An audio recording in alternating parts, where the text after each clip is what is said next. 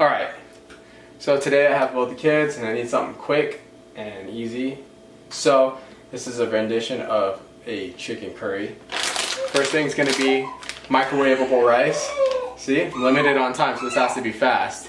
Microwavable rice just because I didn't want to have a ton sitting around. It's easy, just throw it in the microwave for 4 minutes. It's a buck. Some golden curry here, and then some coconut milk, the light coconut milk. That's how we're going to cook our chicken.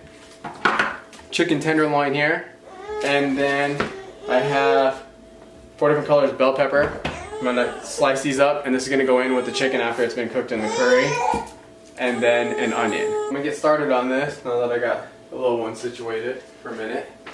So I'm going to take my coconut milk, my light coconut milk, and add it to a saucepan here, the biggest one I had. I wish I had something a little larger, but so we're going to bring that to a boil, and then we're going to add our chicken to it. Usually chicken tenderloin, something that's like lean and cut thin, takes about 10 minutes, give or take. So we'll add that, and while I'm waiting for that to cook, I'll cut up my veggies. And the thing is with the veggies, if you add them too early, they'll get soggy and kind of like a mush, which I don't like. I like to have a crisp veggie. And then I'll add 2 cubes of this to the chicken once it's about done. And then we can heat the rice, but I'll show you. And you want to make sure that when you cut your veggies, they're uniform size. Otherwise, they'll cook differently. You'll have some that are mushy and some that are crunchy. So I'm going to do that, and we're going to wait for this to heat up.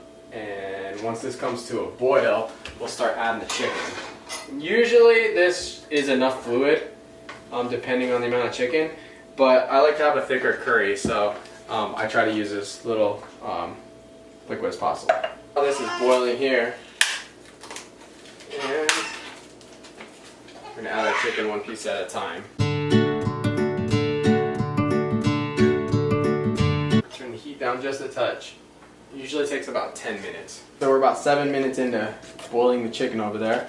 I got my curry, real simple, but I thought I had more. I only have 1 cube, so that's going to be kind of curry. And just add as much as you want for how much curry flavor you'd like in the dish. I've never done only just 1.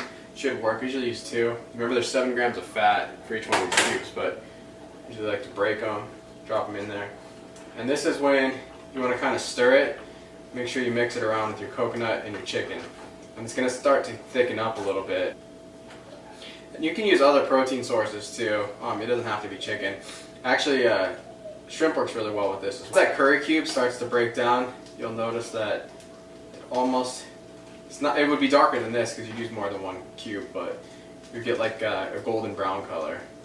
And make sure you keep stirring it because the curry will burn if you leave it. And I got it on about medium heat right now. Still getting a little rolling bubbles, but not many. And the chicken's pretty well cooked. Now, while I was waiting for that chicken to cook, get that up a notch.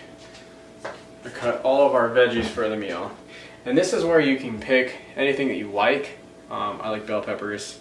And honestly, like the variety that you get. Let's see if we can get this to focus a little better. The variety.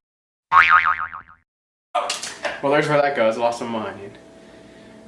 The variety you get with your bell pepper or whatever you will choose. Like, choose a lot of different colors. You're going to get things from these foods that you typically wouldn't get from foods that aren't colored the way that they are.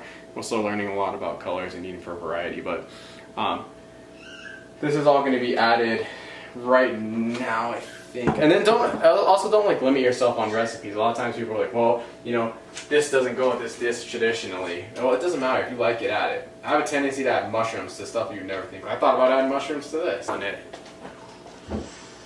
Kind of see in there a little bit. That sucker.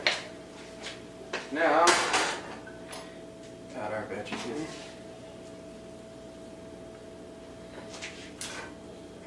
The pan will get really full depending on the amount of veggies that you want to use. They'll cook down. This is going to be pretty much to the top. And you stir those in. And then you want to simmer it until your veggies are as cooked as you'd like. Like I said, I like them a little bit more crisp. Some people like soggy veggies. It's totally up to you. You can cover it if you choose. Sometimes if I have a lot of veggies and I need them to break down, get a little bit softer, I'll cover it. It works if you want to make rice in like a rice cooker or like a large portion of rice. That works well. And this meal stores really well also. I just got the microwave rice because I didn't feel like making a ton of rice in the rice cooker right now. But it is cheaper if you do make the rice in the rice cooker and have that on hand. It's all finished.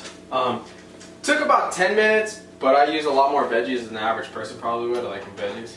So I've got my base here, just the microwave rice. Busted out a serving of that. And then here is our finished product. I don't know how well it's going to pick up. But there you go. Just spoon that sucker out. And there's a ton of food here for like future meals. Like I said, there's 1.5 pounds of chicken in here and a couple of bell peppers, an onion. So this will go a long way. I'll have dinner tonight or lunch tomorrow. Whatever else I want to do. And I can add this rice or whatever you want. But I mean, there you go. It doesn't get too much easier than that. And that took me, even recording this video, that took me about 30 minutes. So there you go. Bam. Bye-bye. You need some curry? I'll see you on the next video.